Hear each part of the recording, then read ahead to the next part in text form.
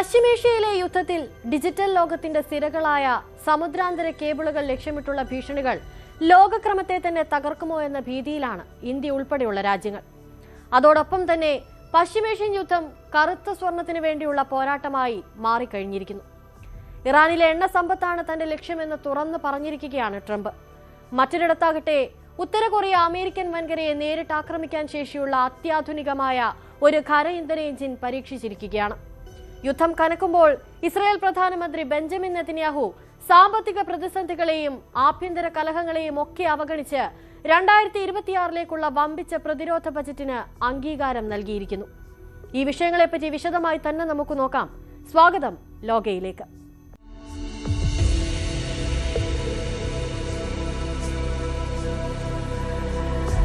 Digital ലോകത്തിന്റെ സിരകളായ സമുദ്രാന്തര കേബിളുകൾ ലക്ഷ്യമിട്ടുള്ള ഭീഷണികൾ ആഗോളതലത്തിൽ വലിയ ആശങ്കകൾക്ക് വഴിവെച്ചിരിക്കുകയാണ്. പശ്ചിമേഷ്യയിലെ കലുഷിതമായ രാഷ്ട്രീയ സാഹചര്യം ഒരു യുദ്ധത്തിലേക്ക് നീങ്ങുമ്പോൾ അത് തോക്കുകളും മിസൈലുകളും മാത്രമുള്ള പോരാട്ടമായിരിക്കില്ല, മറിച്ച് ലോകത്തിന്റെ വാർത്താവിനിമയ ശൃംഖലയെ തന്നെ നിശ്ചലമാക്കുന്ന നിഴൽ യുദ്ധം കൂടിയായിരിക്കുമെന്ന തിരിച്ചറിവിലാണ് ഇന്ത്യ ഉൾപ്പെടെയുള്ള രാജ്യങ്ങൾ. ഇറാനും അമേരിക്കയും ഇസ്രയേലും തമ്മിലുള്ള തർക്കം പുതിയ തലങ്ങളിലേക്ക് കടക്കുമ്പോൾ ചെങ്കടലിലൂടെ കടന്നുപോകുന്ന അന്തർവാഹിനി ഇന്റർനെറ്റ് കേബിളുകൾ വിച്ഛേദിക്കുമെന്ന ഇറാന്റെ മുന്നറിയിപ്പ് വെറുമൊരു വാക്കല്ല, മറിച്ച് ഇന്ത്യയുടെ ഡിജിറ്റൽ ഭാവിയെ തകർക്കാൻ ശേഷിയുള്ള ഒരു വലിയ പ്രഹരമായി മാറിയേക്കാം. ആധുനിക മനുഷ്യന്റെ ജീവിതം സ്മാർട്ട് ഫോണിലും അതിവേഗ ഇന്റർനെറ്റിലും അധിഷ്ഠിതമായ ഒന്നാണെന്നിരിക്കെ ഈ വാർത്ത സൃഷ്ടിക്കുന്ന പ്രത്യാഘാതങ്ങൾ ആഴത്തിലുള്ള വിശകലനം അർഹിക്കുന്നു. സമുദ്രത്തിനടിയിലൂടെ ആയിരക്കണക്കിന് കിലോമീറ്ററുകൾ ദൂരത്തിൽ പരന്നു കിടക്കുന്ന ഒപ്റ്റിക്കൽ ഫൈബർ കേബിളുകളാണ് ഭൂഖണ്ഡങ്ങളെ പരസ്പരം ബന്ധിപ്പിക്കുന്നത്. ലോകത്തെ മൊത്തം ഇന്റർനെറ്റ് ട്രാഫിക്കിന്റെ 95% കൈകാര്യം ചെയ്യുന്നത് ഈ സമുദ്രാന്തര കേബിളുകളാണ്. ഇന്ത്യയെ സംബന്ധിച്ചിടത്തോളം പടിഞ്ഞാറൻ രാജ്യങ്ങളുമായുള്ള ആശയവിനിമയത്തിന്റെ ഏറ്റവും പ്രധാനപ്പെട്ട കവാടം ചെങ്കടലും ഹോർമുസ് കടലിടുക്കുമാണ്.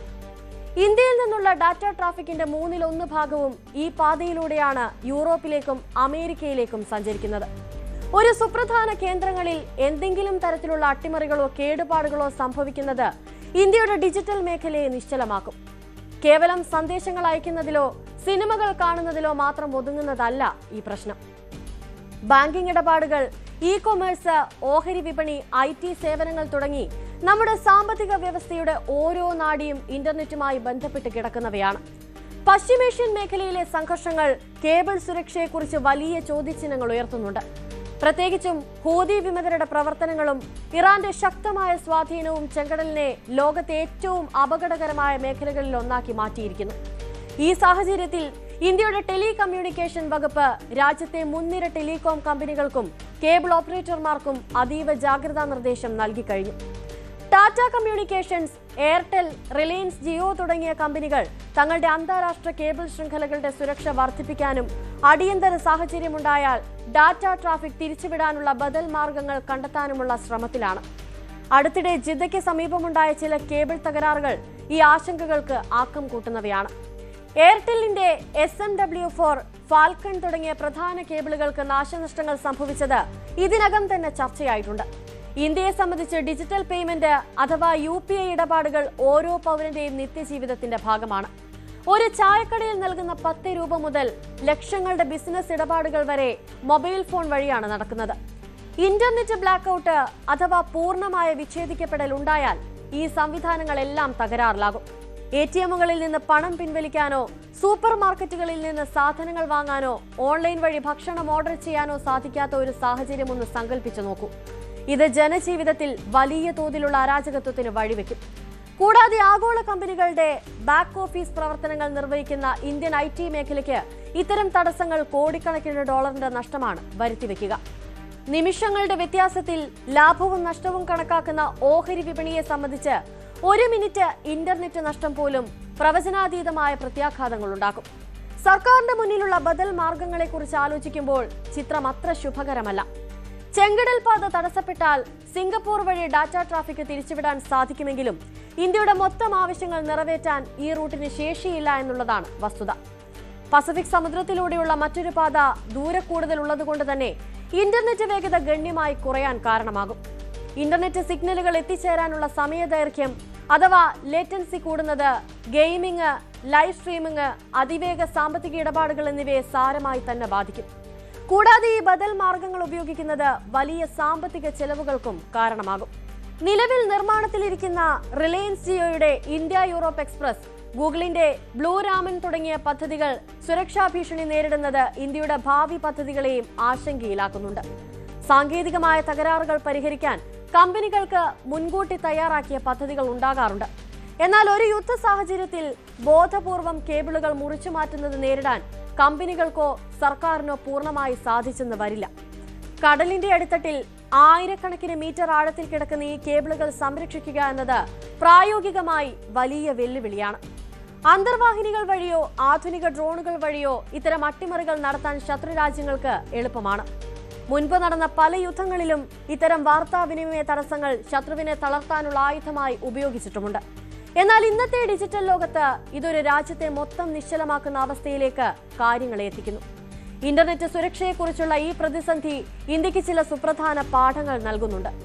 ഡാറ്റ ട്രാഫിക്കിങ്ങിനായി ഒരു നിശ്ചിത പാതയെ മാത്രം ആശ്രയിക്കുന്നത് അപകടകരമാണെന്ന് ഈ സാഹചര്യം നമ്മെ ഓർമ്മിപ്പിക്കുന്നു. ആഭ്യന്തരമായ ഡാറ്റാ സംരക്ഷണ കേന്ദ്രങ്ങൾ അഥവാ ഡാറ്റാ സെന്ററുകൾ വർദ്ധിപ്പിക്കുകയും വിദേശ സെർവറുകളെ ആശ്രയിക്കുന്നത് കുറയ്ക്കുകയും ചെയ്യുക എന്നത് ദീർഘകാലാടിസ്ഥാനത്തിൽ നിർണായകമാണ്. സ്വയം പര്യാപ്തമായ ഒരു ഡിജിറ്റൽ ഇൻഫ്രാസ്ട്രക്ചർ കെട്ടിപ്പടുക്കുന്നതിലൂടെ മാത്രമേ ഇത്തരം ആഗോള സംഘർഷങ്ങൾക്കിടയിലും നമ്മുടെ രാജ്യം സുരക്ഷിതമായി തുടരുകയുള്ളൂ. കൂടാതെ കൃത്രിമോപഗ്രഹങ്ങൾ വഴിയുള്ള ഇന്റർനെറ്റ് സേവനങ്ങൾ ഒരു മികച്ച ബദലായി വളർത്തിയെടുക്കേണ്ടതുണ്ട്. സ്റ്റാർലിങ്ക് പോലുള്ള സേവനങ്ങൾ ഇത്തരം അടിയന്തര സാഹചര്യങ്ങളിൽ ഉപയോഗിക്കാൻ സാധിക്കുന്ന തരത്തിൽ നിയമപരമായ തടസ്സങ്ങൾ നീക്കി ഇന്ത്യയിൽ വ്യാപകമാക്കുന്നത് ഗുണകരമാകും. ചുരുക്കത്തിൽ ഇറാനും പടിഞ്ഞാറൻ ശക്തികളും തമ്മിലുള്ള തർക്കം വെറുമൊരു ഭൂമിശാസ്ത്രപരമായ പോരാട്ടമല്ല, മറിച്ച് അത് ആധുനിക ലോകത്തിന്റെ ജീവനാഡിയായ ഇന്റർനെറ്റിന് മേലുള്ള കടന്നുകയറ്റം കൂടിയാണ്. ചെങ്കടലിലെ കേബിളുകൾ വെറുമൊരു വയറുകളല്ല, മറിച്ച് കോടിക്കണക്കിന് ആളുകളുടെ സ്വപ്നങ്ങളെയും ഉപജീവനത്തെയും പരസ്പരം കോർത്തിണക്കുന്ന ചരടുകളാണ്.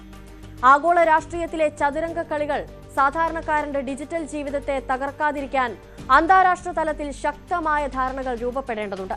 കേബിളുകൾ വിച്ഛേദിക്കപ്പെടുമോ ഇല്ലയോ എന്നത് കാലം തെളിയിക്കേണ്ട ഒന്നാണെങ്കിലും ഈ മുന്നറിയിപ്പ് ഇന്ത്യയുടെ ഡിജിറ്റൽ സുരക്ഷാ നയങ്ങൾ പുനർചിന്തനം ചെയ്യാൻ നിർബന്ധിതമായിരിക്കുന്നു. കരുതലോടെയുള്ള നീക്കങ്ങളും ബദൽ മാർഗങ്ങളുടെ വേഗതയിലുള്ള സജ്ജീകരണവും മാത്രമേ ഏതൊരു കരിനിഴലിൽ നിന്നും ഇന്ത്യയുടെ ഡിജിറ്റൽ ഭാവിയെ കാത്തുരക്ഷിക്കുകയുള്ളൂ.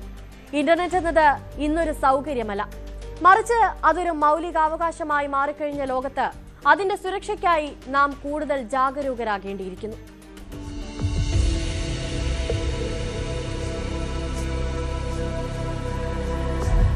ലോകരാഷ്ട്രങ്ങൾക്കിടയിൽ എന്നും പ്രവചനാതീതമായ നീക്കങ്ങൾ നടത്തുന്ന രാജ്യമാണ് ഉത്തര കൊറിയ. അന്താരാഷ്ട്ര ഉപരോധങ്ങളെയും നയതന്ത്ര സമ്മർദ്ദങ്ങളെയും അവഗണിച്ചുകൊണ്ട് കിം ജോങ് ഉന്നിന്റെ നേതൃത്വത്തിൽ രാജ്യം അതിന്റെ സൈനിക ശേഷി വർദ്ധിപ്പിച്ചുകൊണ്ടേയിരിക്കുകയാണ്. ഏറ്റവും ഒടുവിലായി പുറത്തുവരുന്ന വാർത്തകൾ പ്രകാരം അമേരിക്കൻ വൻകരയെ നേരിട്ട് ആക്രമിക്കാൻ ശേഷിയുള്ള ഭൂഖണ്ഡാന്തര ബാലിസ്റ്റിക് മിസൈലുകൾക്കായി അത്യാധുനികമായ ഒരു ഖര ഇന്ധന എഞ്ചിൻ ഉത്തര കൊറിയ വിജയകരമായി പരീക്ഷിച്ചിരിക്കുകയാണ്. ഉത്തര കൊറിയൻ ഔദ്യോഗിക വാർത്താ ഏജൻസിയായ KCNA ആണ് കിം ജോങ് ഉന്നിന്റെ നേരിട്ടുള്ള മേൽനോട്ടത്തിൽ നടന്ന ഈ പരീക്ഷണത്തെക്കുറിച്ചുള്ള വിവരങ്ങൾ പുറത്തുവിട്ടത്. വെറുമൊരു മിസൈൽ പരീക്ഷണം എന്നതിലുപരി ആഗോള രാഷ്ട്രീയ ഭൂപടത്തിൽ അമേരിക്കയുടെ പ്രതിരോധ കവചങ്ങളെ വെല്ലുവിളിക്കുന്ന ഒരു നിർണായക നീക്കമായാണ് പ്രതിരോധ വിദഗ്ധർ ഇതിനെ വിലയിരുത്തുന്നത്. ഉത്തര കൊറിയയുടെ മിസൈൽ സാങ്കേതിക വിദ്യയിൽ വലിയൊരു കുതിച്ചുചാട്ടമാണ് ഈ പരീക്ഷണം അടയാളപ്പെടുത്തുന്നത്. മിസൈലുകളിൽ ഉപയോഗിക്കുന്ന എഞ്ചിനുകളുടെ കരുത്തളക്കുന്നത് കിലോ ന്യൂട്ടൺ എന്ന ഏകകത്തിലാണ്. മുൻപ് സെപ്റ്റംബറിൽ നടത്തിയ പരീക്ഷണത്തിൽ എഞ്ചിന്റെ കരുത്ത് 1970 കിലോ ന്യൂട്ടൺ ആയിരുന്നെങ്കിൽ പുതിയ എഞ്ചിൻ 2500 കിലോ ന്യൂട്ടൺ കരുത്തുള്ളതാണെന്ന് ഉത്തര കൊറിയ അവകാശപ്പെടുന്നു. എഞ്ചിൻ നിർമ്മാണത്തിനായി കോമ്പോസിസ് കാർബൺ ഫൈബർ മെറ്റീരിയലുകൾ ഉപയോഗിച്ചു എന്നത് ഇതിന്റെ സാങ്കേതിക മേന്മ വർദ്ധിപ്പിക്കുന്നുണ്ട്. ഇത്രയധികം കരുത്തുള്ള ഒരു എഞ്ചിൻ മിസൈലുകളെ കൂടുതൽ വേഗത്തിലും ദൂരത്തിലും സഞ്ചരിക്കാൻ സഹായിക്കും. അമേരിക്കൻ വൻകരയുടെ ഏത് ഭാഗത്തും തങ്ങളുടെ ആണവായുധങ്ങൾ എത്തിക്കാൻ തങ്ങൾക്ക് സാധിക്കുമെന്ന് ലോകത്തിനു മുന്നിൽ വിളിച്ചു പറയുകയാണ് ഈ പരീക്ഷണത്തിലൂടെ ഉത്തര കൊറിയ ലക്ഷ്യമിടുന്നത്. കിം ജോങ് ഉന്നിന്റെ 5 വർഷത്തെ സൈനിക നവീകരണ പദ്ധതിയുടെ ഭാഗമായാണ് ഈ പ്രവർത്തനങ്ങൾ നടക്കുന്നത്. എന്തുകൊണ്ടാണ് ഉത്തര കൊറിയ ഖര ഇന്ധന സാങ്കേതിക വിദ്യയ്ക്ക് ഇത്രയധികം പ്രാധാന്യം നൽകുന്നത് എന്ന് പരിശോധിക്കേണ്ടതുണ്ട്. പരമ്പരാഗതമായി ഉപയോഗിച്ചിരുന്ന ദ്രവ ഇന്ധന മിസൈലുകൾ വിക്ഷേപിക്കുന്നതിന് മുൻപായി ഇന്ധനം നിറയ്ക്കേണ്ടതുണ്ട്. ഇത് വളരെയധികം സമയമെടുക്കുന്നതും സങ്കീർണവുമായ പ്രക്രിയയാണ്. ദ്രവ ഇന്ധനം നിറയ്ക്കുന്ന സമയത്ത് ശത്രു രാജ്യങ്ങളുടെ ഉപഗ്രഹങ്ങൾക്കും നിരീക്ഷണ സംവിധാനങ്ങൾക്കും മിസൈൽ വിക്ഷേപണം മുൻകൂട്ടി കണ്ടെത്താനും അവയെ തകർക്കാനും എളുപ്പമാണ്. എന്നാൽ ഖര ഇന്ധനം ഉപയോഗിക്കുന്ന മിസൈലുകൾ പണ്ടേ തയ്യാറാക്കി വെക്കാവുന്നവയാണ്. ഇവ പെട്ടെന്ന് വിക്ഷേപിക്കാൻ സാധിക്കുമെന്നത് മാത്രമല്ല, ഒളിപ്പിച്ചു വെക്കാനും മൊബൈൽ ലോഞ്ചറുകൾ വഴി എവിടേക്കും കൊണ്ടുപോകാനും എളുപ്പമാണ്. മിസൈൽ വിക്ഷേപിക്കപ്പെടുന്നു എന്ന് ശത്രുരാജ്യങ്ങൾ തിരിച്ചറിയുന്നതിന് മുൻപേ ലക്ഷ്യസ്ഥാനത്തേക്ക് അവ കുതിച്ചിരിക്കുമെന്നതാണ് ഇതിന്റെ ഏറ്റവും വലിയ സാധ്യത. ഇത് അമേരിക്കയുടെയും സഖ്യകക്ഷികളായ ദക്ഷിണ കൊറിയയുടെയും ജപ്പാന്റെയും പ്രതിരോധ സംവിധാനങ്ങളെ വലിയ തോതിൽ ആശങ്കയിലാക്കുന്നുണ്ട്. ഉത്തര കൊറിയയുടെ ഈ പെട്ടെന്നുള്ള സാങ്കേതിക വികാസത്തിന് പിന്നിൽ റഷ്യയുടെ കൈകളുണ്ടോ എന്ന സംശയം അന്താരാഷ്ട്ര തലത്തിൽ ശക്തമാണ്. യുക്രൈൻ യുദ്ധത്തിൽ റഷ്യയെ സഹായിക്കാൻ ഉത്തര കൊറിയ തങ്ങളുടെ സൈനികരെയും വൻതോതിൽ ആയുധങ്ങളും അയച്ചു കൊടുത്തിരുന്നു. ഇതിനു പകരമായി റഷ്യയിൽ നിന്നുയർന്ന സാങ്കേതിക വിദ്യയിലുള്ള മിസൈൽ എഞ്ചിനുകളും ബഹിരാകാശ സാങ്കേതിക വിദ്യയും ഉത്തര കൊറിയയിലേക്ക് ഒഴുകുന്നുണ്ടെന്നാണ് പാശ്ചാത്യ രാജ്യങ്ങൾ കരുതുന്നത്.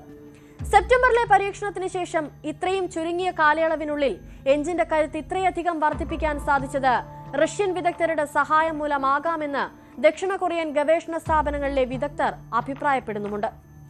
ആഗോള രാഷ്ട്രീയത്തിലെ ഈ പുതിയ ധ്രുവീകരണം ലോക സമാധാനത്തിന് വലിയ ഭീഷണിയാണ് ഉയർത്തുന്നത്. ഉത്തര കൊറിയയുടെ അവകാശവാദങ്ങൾ പലപ്പോഴും പർവ്വതീകരിച്ചതാകാമെന്ന നിരീക്ഷണവും ഇതിനിടയിലുണ്ട്. മുൻപ് പലതവണ തങ്ങൾ വികസിപ്പിച്ചെടുത്ത ആയുധങ്ങൾ അത്യാധുനികമാണെന്ന് ഉത്തര കൊറിയ അവകാശപ്പെട്ടിരുന്നെങ്കിലും അവയിൽ പലതും പരാജയപ്പെട്ടതായി ദക്ഷിണ കൊറിയൻ ഇന്റലിജൻസ് കണ്ടെത്തിയിട്ടുണ്ട്.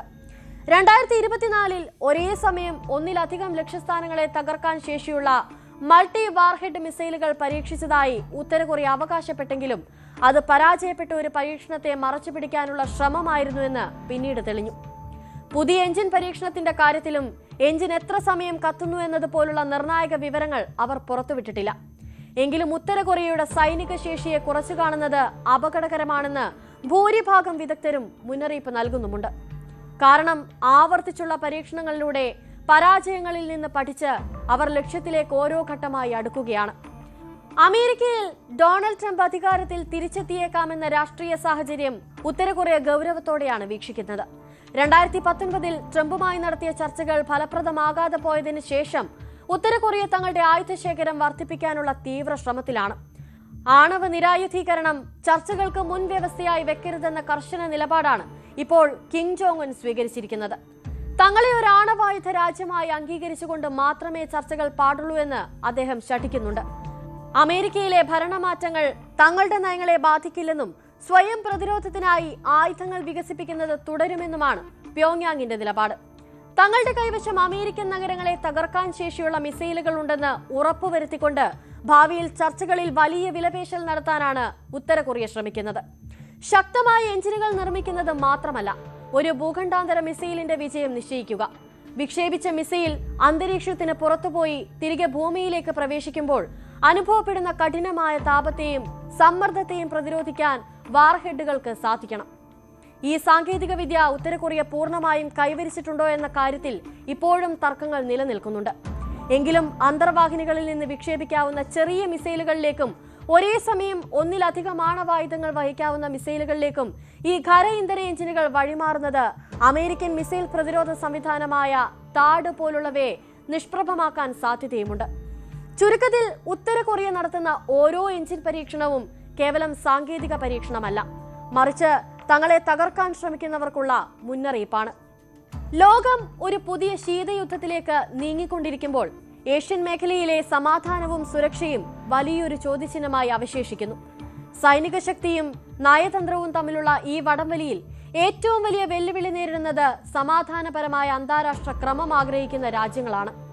ഉത്തര കൊറിയയുടെ ഈ സൈനിക കുതിപ്പ് നിയന്ത്രിക്കാൻ സാധിക്കാത്ത പക്ഷം ആയുധ മത്സരത്തിന്റെ ഒരു പുതിയ അധ്യായമാകും കൊറിയൻ ഉപദ്വീപിൽ രചിക്കപ്പെടുക.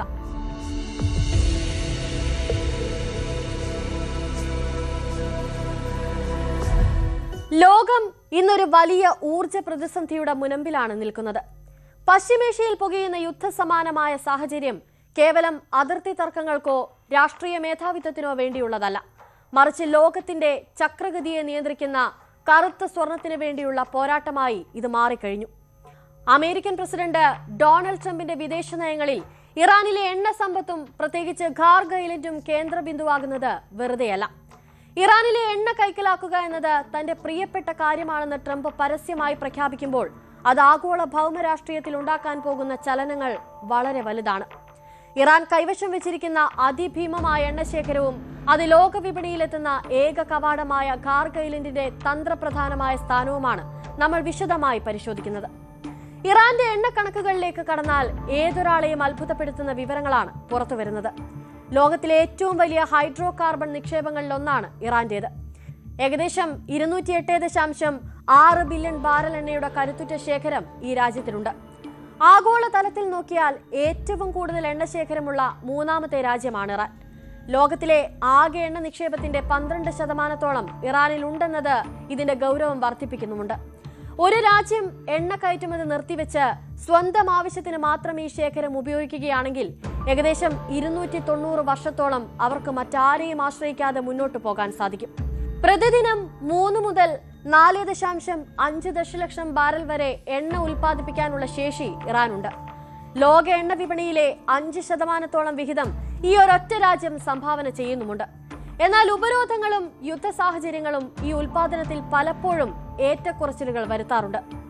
എണ്ണശേഖരം എത്രത്തോളം ഉണ്ടെന്നതിനേക്കാൾ അതെങ്ങനെ ലോക വിപണിയിൽ എത്തുന്നു എന്നതിലാണ് ഒരു രാജ്യത്തിന്റെ സാമ്പത്തിക അടിത്തറ നിലനിൽക്കുന്നത്.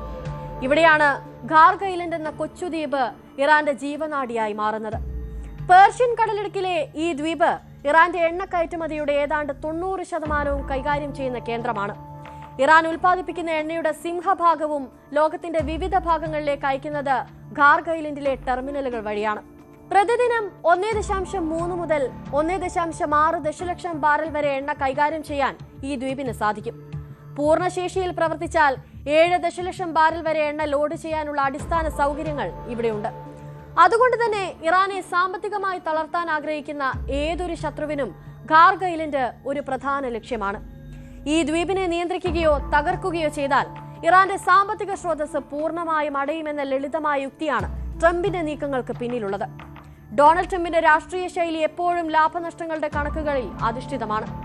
വെനസ്വേലയിലെ എണ്ണ സമ്പത്തിൽ അമേരിക്കയുടെ നിയന്ത്രണം സ്ഥാപിച്ചുവെന്ന് അവകാശപ്പെട്ട ട്രംപ് ക്യൂബയിലും സമാനമായ നീക്കങ്ങൾ നടത്തുന്നുണ്ട്. ഇറാനിലെ എണ്ണ താൻ ഇഷ്ടപ്പെടുന്നു എന്ന് അദ്ദേഹം പറയുമ്പോൾ അത് കേവലം ഒരു പ്രസ്താവനയല്ല, മറിച്ച് ഒരു വ്യക്തമായ രാഷ്ട്രീയ അജണ്ടയാണ്. ഖാർഗ് ഐലൻഡ് പിടിച്ചെടുക്കുകയോ അല്ലെങ്കിൽ അവിടെ നിയന്ത്രണം ഏർപ്പെടുത്തുകയോ ചെയ്യുന്നത് വഴി ഇറാനെ ചർച്ചാമേശയിലേക്ക് കൊണ്ടുവരാമെന്നും അല്ലെങ്കിൽ അവരെ പൂർണ്ണമായും നിർവീര്യമാക്കാമെന്നും ട്രംപ് കരുതുന്നുണ്ട്. പെന്റഗൺ ഇതിനോടകം തന്നെ ഖാർഗ് ഐലൻഡ് കേന്ദ്രീകരിച്ച് ചില സൈനിക പദ്ധതികൾ ആവിഷ്കരിച്ചിട്ടുണ്ടെന്ന റിപ്പോർട്ടുകൾ ഈ ഭയത്തിന് ആക്കം കൂട്ടുകയാണ്. മേഖലയിൽ ആയിരക്കണക്കിന് അമേരിക്കൻ സൈനികരെ വിന്യസിച്ചിരിക്കുന്നത് ഇത്തരമൊരു നീക്കത്തിനുള്ള മുന്നൊരുക്കമായാണ് വിലയിരുത്തപ്പെടുന്നത്. ഇറാൻ എണ്ണയുടെ മറ്റൊരു പ്രധാന വശം അതിന്റെ വിപണന രീതിയാണ്. അമേരിക്കയും മറ്റ് പാശ്ചാത്യ രാജ്യങ്ങളും കടുത്ത ഉപരോധങ്ങൾ ഏർപ്പെടുത്തിയിട്ടും ഇറാന്റെ എണ്ണ കയറ്റുമതി വലിയ തകർച്ച നേരിടാതെ നിലനിൽക്കുന്നത് ചൈനയുടെ പിന്തുണ കൊണ്ടാണ്. ഇറാന്റെ മൊത്തം എണ്ണ കയറ്റുമതിയുടെ 80 മുതൽ 90% വരെ വാങ്ങുന്നത് ചൈനയാണ്.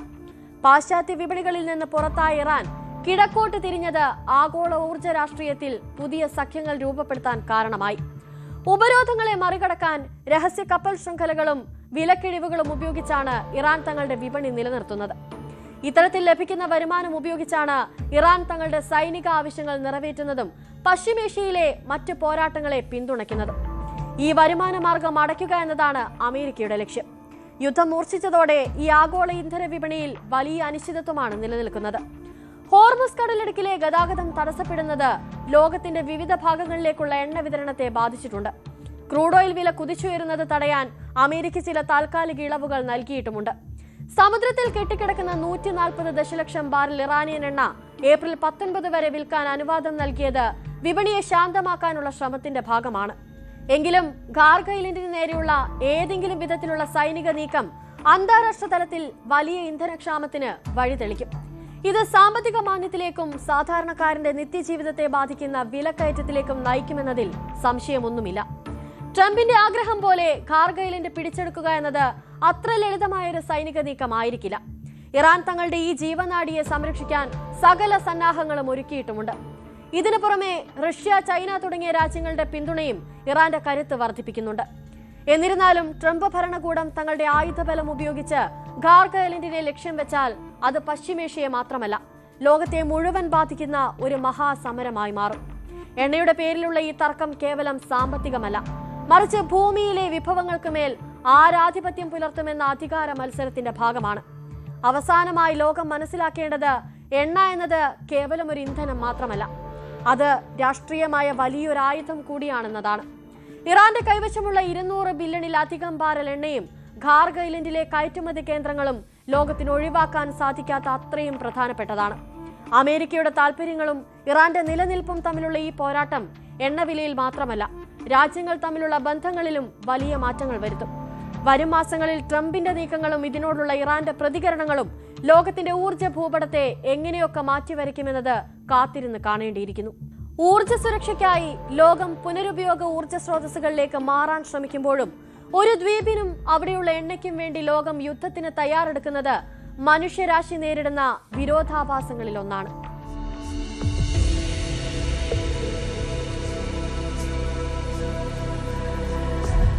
ഇന്റർനെറ്റ് എന്നത് മനുഷ്യന്റെ ആവശ്യം എന്നതിലുപരി അത്യാവശ്യമായി മാറിക്കഴിഞ്ഞിരിക്കുന്ന ഈ കാലഘട്ടത്തിൽ സമുദ്രാന്തര കേബിളുകൾ ലക്ഷ്യമിട്ടുള്ള ഭീഷണികൾ വളരെയേറെ പ്രസക്തി അർഹിക്കുന്നുണ്ട്. കറുത്ത സ്വർണമാണ് ട്രംപിന്റെ ലക്ഷ്യമെങ്കിൽ ഇതിലേക്ക് എത്തും വരെ സംഘർഷം തുടരാനുള്ള സാധ്യതയും തള്ളിക്കളയാനാകില്ല.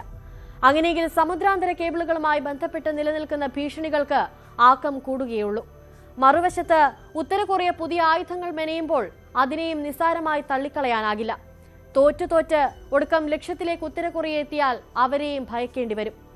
ലോക പൂർണ്ണമാവുകയാണ്. Good night.